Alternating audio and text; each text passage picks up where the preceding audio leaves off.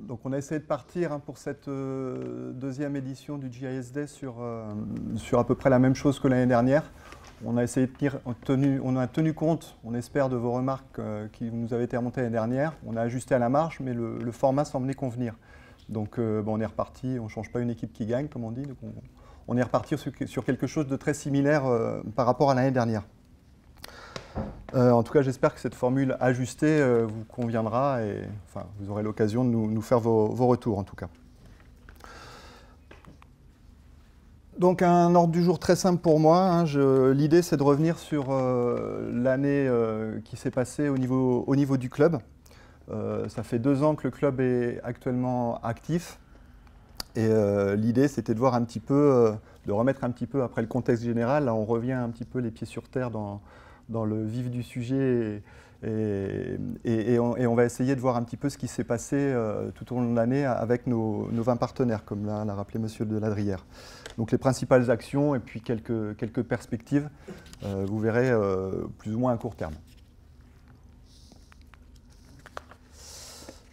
Alors la mission principale du club, c'est toujours la même, hein, c'est l'animation d'un réseau technique qui réussit un ensemble d'acteurs privés et publics.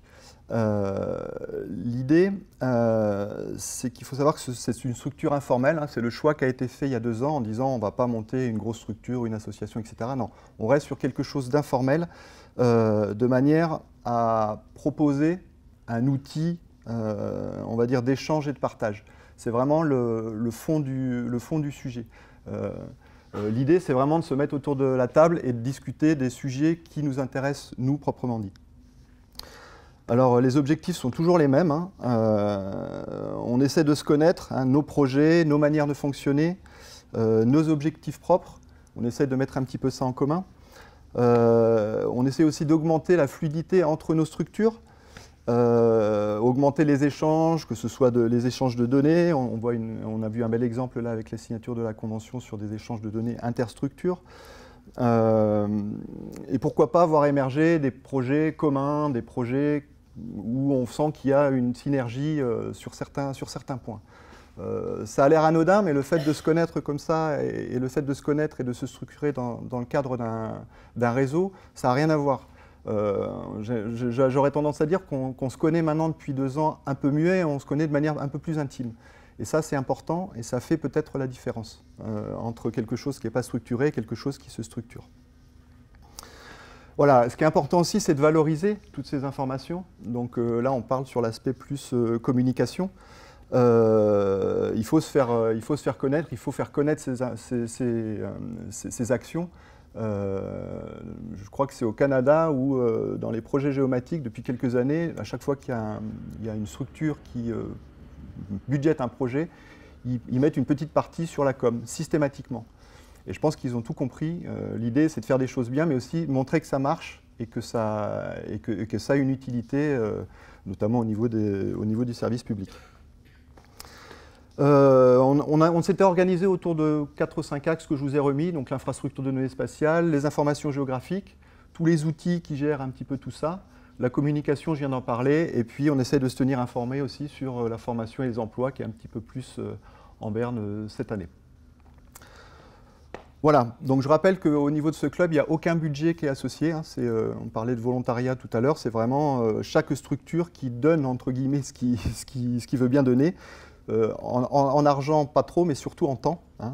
Le seul budget qui est initié, c'est autour de cette journée où, à l'occasion, je remercie aussi les 3 structures qui ont participé financièrement à l'organisation de cette journée, à savoir le gouvernement, l'OPT et la ville de Nouméa, plus particulièrement.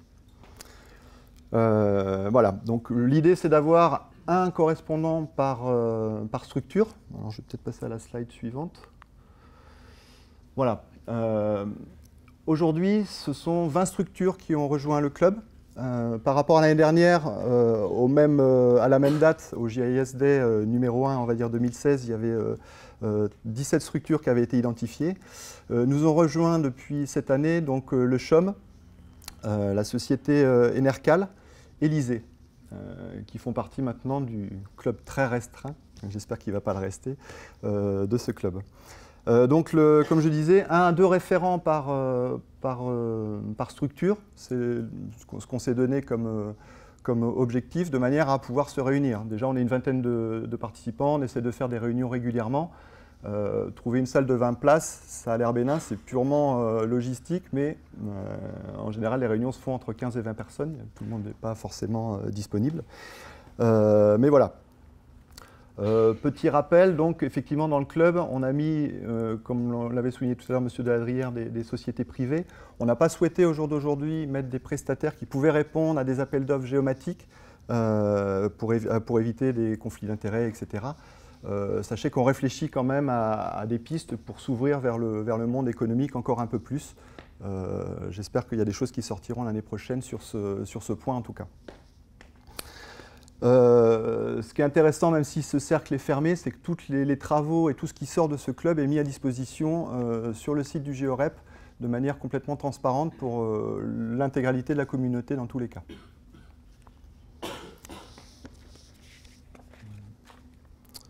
Alors, pour ceux qui étaient là l'année dernière, j'avais proposé ce schéma que je trouvais très parlant par rapport à la vie d'un réseau. Donc l'année dernière, en 2016, on était vraiment au tout début. Donc on a mis en place le réseau. Comme je disais tout à l'heure, on essaye de se connaître de manière un peu plus intime, etc. Et puis ce qui s'est passé cette année, c'était dans la suite logique de cette dynamique, c'est qu'on a commencé à travailler sur des projets communs, des problématiques qui sont sorties de nos différentes réunions. Et j'ai tendance à dire que c'est là que ça commence à être vraiment intéressant, où on rentre vraiment dans le vif du sujet. C'est-à-dire qu'on commence à sortir des problématiques communes, des problématiques qui touchent la majorité des gens, et on arrive à se poser des questions de manière commune. Donc là, encore une fois, ça change tout. Le fait de réfléchir dans son coin ou de réfléchir à 20 partenaires, ça n'a rien à voir. Donc voilà, on a avancé un petit peu et on va dire qu'on est sur la bonne voie, je pense. Alors au niveau de ce qu'on a fait, en tout cas ça ouvre des perspectives très intéressantes au niveau technique en tout cas. Donc je vous ai mis encore quelques chiffres, juste pour avoir les principaux, ce qui m'a semblé important en tout cas à partager ce matin. Donc on a gagné 17% par rapport au nombre de structures. On fonctionne en réunion trimestrielle, c'est-à-dire que tous les trimestres on se réunit, alors les fameux correspondants de chaque structure se réunissent sur des sujets qui sont amenés par la communauté. On essaie de faire 3 réunions dans diverses structures. Cette année, il y a Valais qui nous a accueillis en début d'année, la province sud, et puis on essaie de délocaliser à minima une fois en province nord pour essayer d'équilibrer un petit peu les choses. Il ne faut pas que ce soit toujours les mêmes qui se déplacent, le trajet est long. Pourquoi pas le faire en province des îles l'année prochaine, mais ça génère d'autres problématiques budgétaires et logistiques. Donc, à suivre. L'an dernier, on avait lancé à cette réunion un concours de slogan et de logo. Donc ça a été validé en début d'année. L'idée, c'était d'avoir une identité visuelle. Alors comme on n'avait pas trop de sous, on a pensé à un concours. Donc effectivement, maintenant, je vous ai mis le petit logo. Vous devez l'avoir à peu près sur tous les petits programmes et papiers qui vous ont été proposés. Donc l'idée, c'était d'avoir cette identité un petit peu pour former la famille, entre guillemets, géomaticienne de Nouvelle-Calédonie. Il y a eu ce projet commun 2017, donc je vous ai remis les partenaires qui font partie du comité d'organisation, en plus des financeurs. Donc ça s'est concrétisé, je crois qu'on s'est réunis 3-4 fois autour du sujet, avec l'aide de Ifingo aussi. Il m'a remercié tout à l'heure, je lui renvoie l'appareil, parce qu'il nous accompagne depuis pas mal d'années sur le sujet, depuis le début d'ailleurs. Donc un grand merci à toi Xavier. Donc comme je disais, oui, tout est diffusé sur le GeoRep. J'ai juste regardé une stat, c'était que la page du club a été ouverte 500 fois en 2017. Bon, tout est relatif. Ce qui est intéressant quand on regarde l'intégralité des documents diffusés, c'est qu'il y a eu 12 000 visualisations sur l'ensemble des documents. C'est signe que le réseautage et que les liens, etc. fonctionnent plutôt pas mal.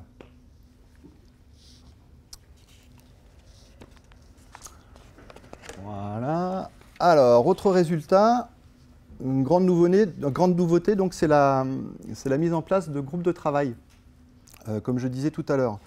Alors la logique est la suivante, il y a un membre qui a un besoin particulier, il partage ça avec la communauté. On met ça à l'ordre du jour des réunions trimestrielles qu'on fait, et puis, si plus ou moins tout le monde est d'accord, on met en place un groupe de travail sur le sujet. Donc cette année, il y a eu deux groupes de travail qui ont été identifiés. Le premier qui a été finalisé a été initié par le CHOM, donc tout nouveau partenaire au mois de février, et hop, on lançait le groupe de travail autour de ça, qui a été finalisé. Ça nous a permis un petit peu de caler la méthode et de voir un petit peu comment on pouvait optimiser tous ces résultats-là. En est sorti la mise en place de fiches de recommandation. Comme j'ai dit tout à l'heure, on est une structure non formelle, donc on ne peut faire que des recommandations. On n'est pas une structure comme le CNIJ en France ou comme la FIGEO qui ont pignon sur rue, etc. Donc l'idée, c'est de faire une petite synthèse de tous ces travaux très simples et de mettre à disposition de la communauté, encore une fois, tous ces travaux. Et puis il y a eu un deuxième groupe de travail sur l'échange de données géolocalisées en Nouvelle-Calédonie au niveau du club qui est en cours. Hein, ça s'est tenu au mois de fin novembre. Et donc on est en train de finaliser un petit peu tout ce qu'on souhaite mettre en place autour de ça. Donc voilà, c'est des premiers gros travaux. Alors on n'est pas là pour révolutionner tout. L'idée c'est d'être très pragmatique et d'essayer de faire des recommandations sur des bonnes pratiques. Rien n'est imposé bien sûr. L'idée, encore une fois, c'est de mettre un petit peu d'huile dans les rouages, de manière à ce qu'on avance le mieux possible sur cette voie commune, en tout cas. Voilà, l'objectif, comme je l'ai mis, c'est répondre à des besoins opérationnels des membres en faisant des actions concrètes. Donc, à notre niveau, encore une fois, et au jour d'aujourd'hui, sans budget spécifique. On verra ça plus tard, les budgets. Au niveau des perspectives, on va dire à court terme pour l'année prochaine. Donc il y a une charte graphique qui a été en cours de finalisation. On a validé le logo l'année dernière. C'est la graphiste de la DTSI qui avait gagné ce concours. Donc elle a eu la gentillesse de bien vouloir aller plus loin et de pouvoir nous proposer une charte graphique. Donc elle travaille un petit peu dessus. J'aurais aimé vous la présenter aujourd'hui. Je vous ai juste mis un exemple de ce qui est fait, mais ça n'a pas été du tout validé encore en comité au niveau du club, etc. Elle finalise et après, je pense que l'année prochaine, on aura une charte un peu plus fiable au niveau de l'image du club en tout cas. Une nouvelle page du club va voir son apparition. Là, je fais une petite parenthèse un peu perso-gouv. On est en train de migrer la plateforme GeoRep sur Drupal V8. Et donc, au premier trimestre l'année prochaine, on est en train d'organiser un petit peu quelque chose d'un peu plus visible pour le club, de manière à ce que justement toutes ces fiches de recommandation, tous ces travaux soient un petit peu mis en exergue au niveau commun. Donc, prévision estimée au premier trimestre 2018 sur cet aspect-là. GISD 2018, bien sûr, en fonction de vos remarques. Si vous nous dites qu'il faut arrêter, bon, on arrêtera, hein, mais j'espère pas. J'espère que ça vous conviendra. Les projets communs, c'est l'objectif. On commence à avoir des problématiques communes qui sortent. L'étape d'après, ce sera d'avoir des projets communs. L'idée, dans un contexte budgétaire morose, c'est un petit peu de mutualiser aussi les budgets. Donc l'idée, c'est que si on a des acquisitions de données à faire en commun, c'est moins cher. Des projets qui intéressent plusieurs structures en commun, c'est moins cher. Voilà, on est dans cette logique aussi de mutualisation, comme vous l'avez rappelé dans vos discours introductifs dans tous les cas. Donc on est vraiment dans cette logique-là. Et je pense qu'on est dans le bon timing au niveau contexte en tout cas. Voilà, et les nouveaux groupes de travail. Des nouvelles idées, ben en fait, ça dépend vraiment du club et de l'énergie qu'on pourra mettre. Je pense que plus on aura de partenaires actifs au sein de ce club, plus on arrivera à avoir un mélange des genres et pourquoi pas à sortir des projets communs et aller vers là où on veut, c'est-à-dire vers les bonnes décisions, vers la mutualisation et vers l'optimisation de tous nos projets.